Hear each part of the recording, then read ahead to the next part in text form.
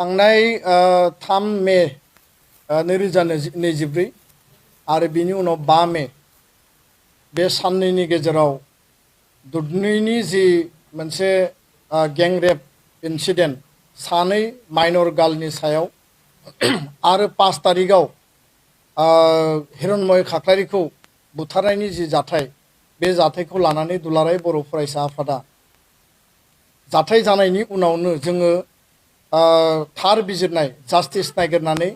Rally खालामनाय जादों धरना होनाय जादों आरो लोगोसे दुधनैयाव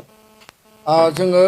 दुलाराय बर' फरायसा आफाद राभा फरायसा आफाद आरो गासै हारि माहारिनि आफादफोरा ज' लोगो नांनानै अखा जुब जुब हानाय समनि गेजेरावब्लाबो जोङो मोनसे सुबुं गौमा आरो सुबुं रेलि खालामनाय जादोंमोन आरो बिनि गेजेरजों जोङो जास्टिस नागिरनाय जादोंमोन जे जाय मेन एक्यूज जाय मेन कालप्रिट धन आली आरो लोगोसे बाहार आली रहमान आली बिथांमोना गैंरेप इन्सिडेन्टआव इनभल्व दङ आरो बेखायनो बिथांमोननि सायाव माने स्ट्रंनिफ्राय स्ट्रं एक्शन माने फासि होनांगौ आरो फास्ट ट्रेक कर्टआव बेखौ लांनांगौ आरो लोगोसेनो SIT गठन खालामनानै बे गुटै तदन्तखौ मजबुतै खालामनांगौ बेनि उनाव भिक्टिम परियाल हिरण्मय खाख्लारिनि नखर आरो सानै माइनर गार्ल जाय बिथांमोनखौ रेप खालामनाय जादोंमोन बिथांमोननि नखरनो कम्पेनसेसन होनांगौ हिरण्मय खाख्लारिनो 20 लाख थाखा आरो बे भिक्टिम परियाल रेप खालामजानाय नखरनो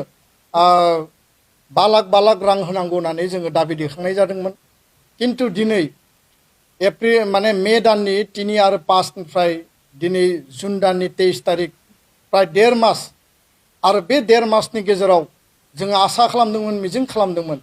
जे आसाम सरकार आसामनि जि सरकार दङ बे सरकारा बिनि सायाव मोनसे जास्टिस मोनसे न्याय होगोन होननानै दिनै जोङो नुबाय जे लखिमपुराव सुनील गगৈ काण्ड जादों बेखौ लानानै DGPआ बाहागो लाहैदों बेखौ लानानै मन्थ्रिया थांदों बेयाव माने ओरैबायदि परिबेस नुदों जे सुनील गगैनि जाथायखौ लानानै बिथांमोना बिराद एक्टिभ किन्तु जोङो दाबि दैखांदोंमोन जे बे हिरण्मय खाख्लारि मार्डार खालामनाय जि केस आरो बेयाव धन आली बिथांनि नखरनि शेखबर आली आरो परमिना बेगम साथाम व्यक्तिया बेयाव इनभल्व दङ बे मानसिफोरनि सायाव जिखिनि एक्शन लानांगौ सरकारा बे भिक्टिम परियालाव फैनानै खबर लाफैनांगौमोन कम्पेनसेसनखौ फोसावनांगौमोन आरो बिनि न्याय बिसारनि थाखाय पुलिस आरो आइननि भाबै जिखिनि प्रक्रिया दङ बिनि सायाव फास्ट ट्रेक कर्टनि बेबस्था खालामनांगौमोन किन्तु दिनैसिम सरकारखौ आसाम सरकारखौ टु शब्द जों खोनानाय नुवाखै कुनु मन्थ्रि नखराव थाङाखै DGPआबो नखराव थाङाखै जोङो साबायखर बावदों जे गवालपारा जिल्ला प्रशासन आरो गवालपारा जिल्ला पुलिस बिफानखौ जे बिथांमोना बे साबा सुबुंखौ एरेस्ट खालामदों आरो एरेस्ट खालामनानै जेलाव हरदों किन्तु जेलाव हरनायानो साफिसियेन्ट नङा दिनै जेलाव हरबाय जेलाव हरनानै दिनै बिथांमोना बेल आपिल खालामदों जुदि मास मोनथामनि उनाव बेल गनानै आरोबाव जुदि एक्शन खालायोबा सोरखौबा बुथारोबा सोरखौबा रेप खालायोबा कारण धन आलिया थांनाय 2023 नि नभेम्बर दानाव राजमेलानि समाव आरोबाव सासे माइनर गार्लखौ माने रेप खालामदों रेप खालामनानै 3 मास जेलाव थानानै बिथाङा गबोदों गबोनायनि उनाव सेकेन्ड आरो गैं रेप खालामदों गणधर्षण खालामदों सेकेन्ड टाइम आरो बिनि उनाव थार्ड घटनाया जाहैबाय हिरण्मय खाख्लारि आरो बिथांनि टीमा जेब्ला बिथांखौ गामियाव खबर लानो थाङो बिथांमोनखौ एटाक खालामनानै देगारजों सुनानै बिथांखौ बुथारनाय जादों दा बे सासे मानसियानो मोनथाम घटनानि माने बेजों बे मेन कालप्रिट मेन एक्यूज दा बेखायनो जोङो जि दाबि होदोंमोन आरो जोङो दुधनैनि जि रेलि बे रेलिनि समाव जों एनाउन्स खालामनानै फैदोंमोन जुदि सरकारा बिनि थाखाय जुदि राइट जास्टिस होआब्ला खबर लायाब्ला सरकारनिफ्राय जुदि कुनु पदक्षेप जायाब्ला दुलाराय बर' फरायसा आफाद बड' मादार एस'सियेसन आरो गासै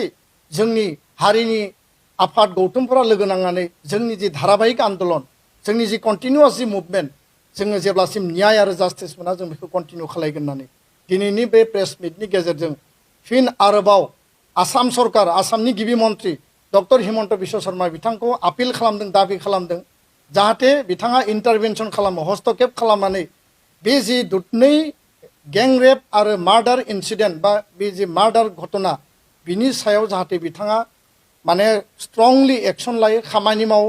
आरो बिथाङा बिनि सायाव इनिशिएटिभ लायो बिनि थाखाय जों फिन दाबि दैखांदों आरो गाबोनो दुलाराय बर' फरायसा आफाद आरो बर' मादार एस'सियेशननि इनिशिएटिभआव दुलाराय बर' फरायसा आफादनि इनिशिएटिभआव जोङो टर्चेलि माने बनजार लानानै जोङो प्रटेस्ट रेलि खालामनो थाखाय जोङो फिन थांखि लाबावदों आरो बिनि नेक्स्ट उइकआव जुदि सरकारा जेबो इनिशिएटिभ लायाब्ला जोङो नेक्स्ट उइकआव जोङो आरोबाव जोङो हांगार स्ट्राइक खालामनो थाखाय जोङो बाध्य जागोन कारन सुनिल गगৈ काण्डखौ लानानै आसाम सरकारा जेरैबायदि एक्टिभ डिजिपिआ थांदों मन्त्रिया थांदों दुधनै काण्डनि सिगाङाव गुबुन गुबुन समाव आसामाव गोबां जायगायाव रेप इन्सिडेन्ट जादों मार्डार घटना जादों गें रेप इन्सिडेन्ट जादों आसाम सरकारा बिनि सायाव एक्सन लादों बेबस्था लादों जों नुदों बिनि थाखाय जों धन्यबाद बावो किन्तु दुधनै इन्सिडेन्टखौ लानानै आसाम सरकारा दिनैसिमबो तु शब्द बुंनायखौ जोङो गोसोआव दुखु मोनदों आरो जों खुद्रिदों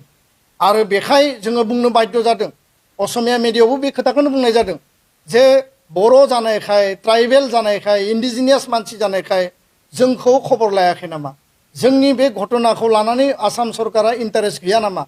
आसामनि मन्त्रि मल्लाया इन्टारेस्ट गैया नामा आसामनि गिबि मन्त्रिया बिनि सायाव मानो जेबो बाथ्रा बुङाखै बे बाथ्राखौ लानानै जों फिन दिनै कुइसन थिखोनो जोङो बाध्य जादों जों गाबोन आसामनि गिबि मन्त्रिनो जों रिमाइन्डार हरगोन अलरेडि मेम'रेन्डामा होनाय जाखाबाय जोङो गवालपारा जिल्ला प्रशासनखौ जों धन्यबाद बावदों बिथांमोनखौ एरेस्ट खालामनायनि थाखाय किन्तु एरेस्ट खालामनायानो फाइनाल खामानि नङा एरेस्ट खालामनानै आयेननि माने लामा लानानै बिथांमोना गफिननायनि दिनै पर्यायबो दङ जुदि बेखौ मोजाङै एक्सन आरो बिनि सायाव जुदि मोजां आयेननि जालखौ जुदि जों साननो हायाब्ला कारन बे मानसिफोरा बे साबा मानसिया गेंरेप आरो मार्डार बे मोननै इन्सिडेन्टआव इनभल्भ धनालिया मोनथाम इन्सिडेन्टआव इनभल्भ आरो बेबायदि कालप्रिट बेबायदि माने मेन एक्युजखौ कुनु कारनाव जाहाथे बियो लांदां अख्राङाव जाहाथे फैया आरो बिनि जि स्ट्रिंजेन्ट जि पानिशमेन्ट बेखौ जाहाथे मोनो बेखायनो जों दिनै बे खोथाखौ बुंबाय जोंनि जि सोमावसारनाय जोंनि जि प्रटेस्ट जोंनि जि दाबि बे कन्टिनिउ थागोन आरो आसामनि गिबि मन्त्रिनि हस्तक्षेप नागिरनानै दिनै बे प्रेस मिटखौ खालामनाय जाबाय आरो गाबोननि जोंनि जि जिल्ला माने सदराव जिल्लानि हेडक्वार्टाराव गासै आसाम नाङै टर्च रेलि बनजार लानानै जि प्रटेस्ट रेलि बियो गासिबो मोजाङै जाफुंसारगोन बयखौबो जास्टिसनि थाखाय एक्टिभलि हाबा मावनो थाखाय दुलाराय बर' फरायसा आफादनिफ्राय फिन खेबसेबाव खावलायहरबाय गोजोन्थों। हायर सेकेन्डारि उथ्रिनाय फरायसाफोरनि थाखाय गोजोनथाव खौरां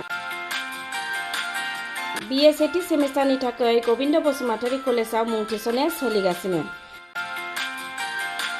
गिबि मुं थिसननाय 100 फरायसाफोरनि थाखाय स्पेशल अफार आरो गुबुन गुबुन रोखोमनि बेसेन नाङै क्लासनि खाबु होनानै मुं थिसननायनि हाबाफारिया गबिन्द बसुमतारी कलेजाव सोलिगासिनो फरायसाफ्रा गावनि गोसो बायदि साबजेक्टफोरखौ सायख'नानै लानो हागोन लोगोसे basic computer class self defence spoken English class बायदि खाबुफोरखौ फरायसाफ्रा बेसेन नाङाजासे लानो हागोन बे कलेजाव गासैबो फरायसाफोरनि थाखाय फ्रि बासनि सार्भिसनि राहा आरो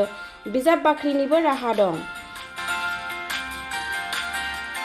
आरो बे खेबनिफ्राय भिउ सेन्टार अदेबानि एग्जाम सेन्टार महरै फरायसाफ्रा गबिन्द बसुमतारी कलेजावनो आनजाद होनो हागोन